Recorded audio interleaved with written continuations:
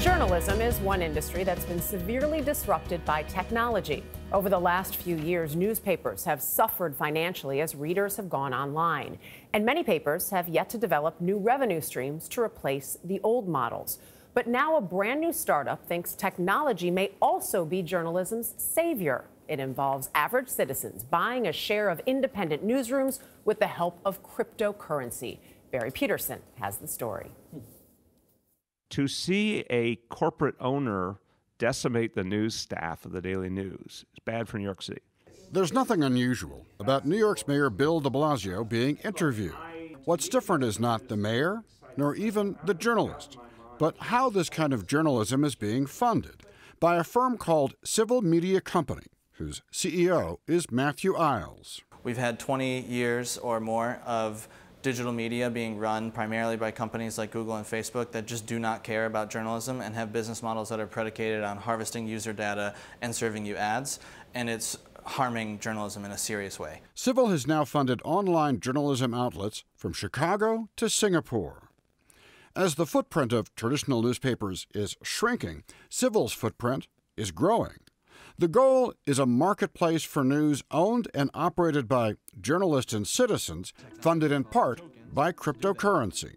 The Civil token is a consumer token. It is a voting stake on the platform. Token holders will have a vote on who can publish on Civil and will play a pivotal role in holding them accountable. And the information is archived using blockchain, decentralized and publicly owned online storage, a way to keep facts in the open and hackers out. The blockchain's immutable nature makes it next to impossible for anyone, including governments, corporations, billionaires, to be able to essentially hack the blockchain and change some fact or record or information in the past. Sometimes journalism is referred to as the first draft of history. By using something like blockchain, we can imprint the first draft of history into a permanent and immutable archive. This is one of Civil's first test tubes, a group of 7 reporters and 3 editors in Denver, Colorado, who all once worked at the Denver Post. 2 shared Pulitzer Prizes for coverage there, but all left amid cutbacks and layoffs mandated by its hedge fund owners whose demand for higher profits decimated the newsroom. Now they produce the Colorado Sun, nearly 3 weeks old, with seed money from Civil. Larry Rickman is editor of The Sun. So we began those conversations, and I can tell you it was exciting to be dreaming of building something new rather than to be collaborating in the destruction of a proud newspaper.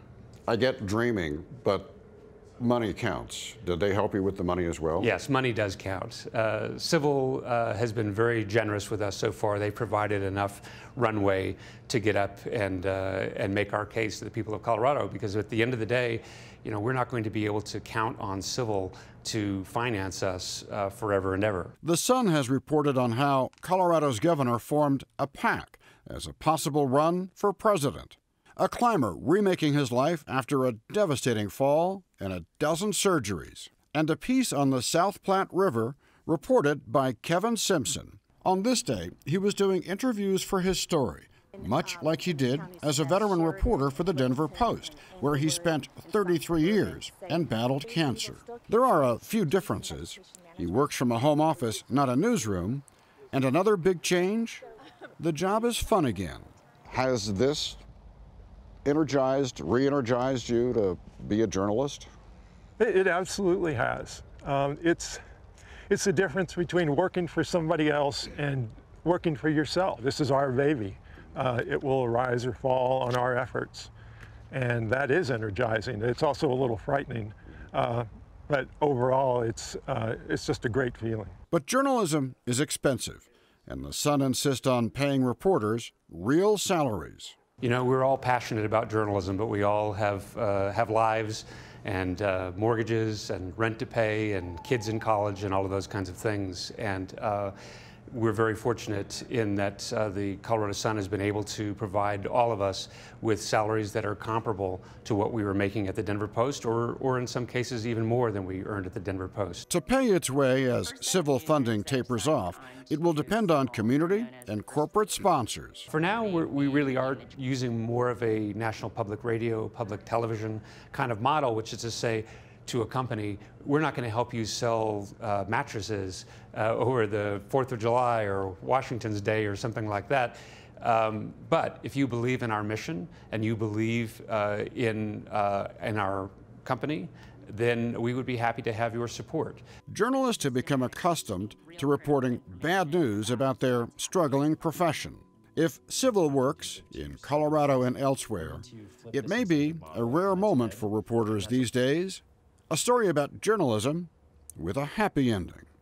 For CBS This Morning, Saturday, Barry Petersen, Denver. I like the sound of that. Yeah, so encouraging, and particularly for local news, which has been so hard hit by what's happening in journalism. Rethinking the way that you do things. Yeah.